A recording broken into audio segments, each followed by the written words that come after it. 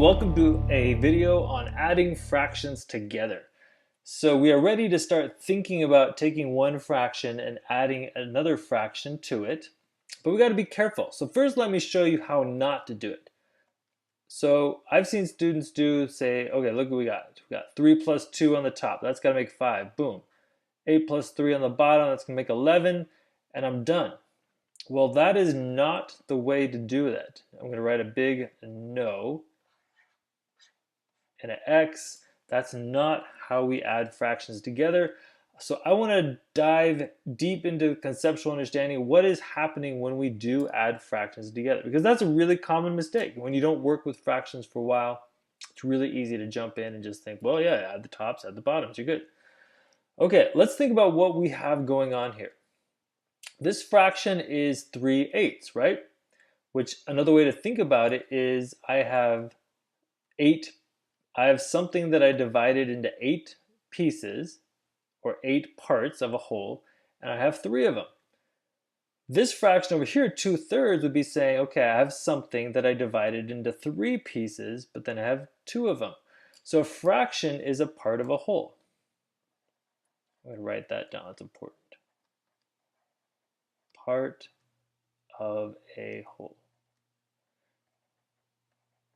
So 3/8 would be some whole thing divided out into 8, pick 3, so on and so forth. The thing we have to be careful of when we add fractions is I need to have the same size of fraction to be able to add them together. What do I mean by that? Well, let's think about this 3/8. If I would thought about it as a pizza and cut it into 8 pieces, well, 3/8 would be 3 slices, right? Okay.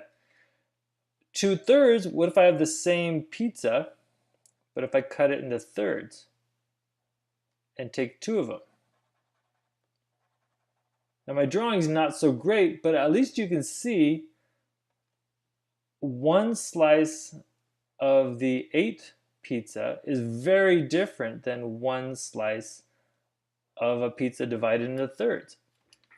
I can't compare those two because they're not even the same slice. Eating one of the other is a totally different experience than eating one of the big ones.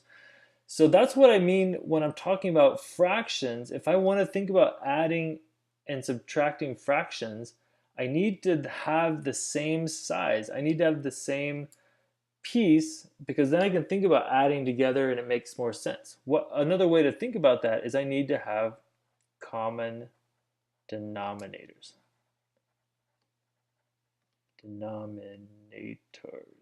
All right.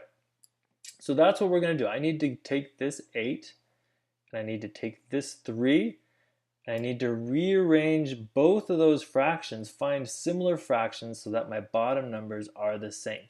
Then they'll be the same size piece, there'll be common denominators, and then it makes more sense to compare what's on the top and then add them together. Okay, so how to find common denominators? I need to find multiples of 8 and 3 that turn into each other. So let's start listing out multiples of 8. We've got 8, 16, 24, 32, 40, 48. We keep going on, but now let's compare it to multiples of 3.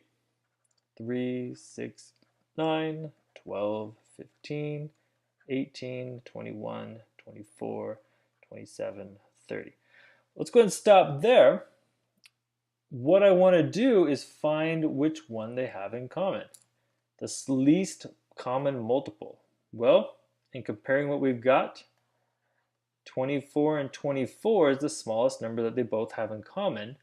So I want to rearrange both fractions into something out of 24. Those would be the same size piece. All right, so remember similar fractions. 8 multiplies by 3 to get 24. So I need to multiply the top by 3 to find a similar fraction. So 3 times 3 means I need to have 9 in the numerator over there. 9 out of 24 is the same as 3 over 8. All right, same thing with 3. 3 we multiplied by 8 to get to that 24, so I need to multiply the top by 8 to get 16. Now we've got a problem we can start doing something with. 9 24ths plus 16 24ths, so the same size piece, and I'm dealing in 24ths. That's the size piece I have, but how many 24ths do I have? I've got 25. All right, we've just successfully added fractions. Again, hopefully this made sense about why we need to have common denominators. But then once you kind of get the why part, then it makes sense. You just multiply your fractions, find similar fractions, so you have common denominators. The same size, we can add them together. Okay, one last step is you notice we got an improper fraction. So let's reduce it down. Let's think about how to turn it into a mixed number. 24 goes into 25 one whole time, but then there's one remainder left over. So my final answer, the best form would be 1 and 1/24. That is what 3/8 plus 2/3 equals.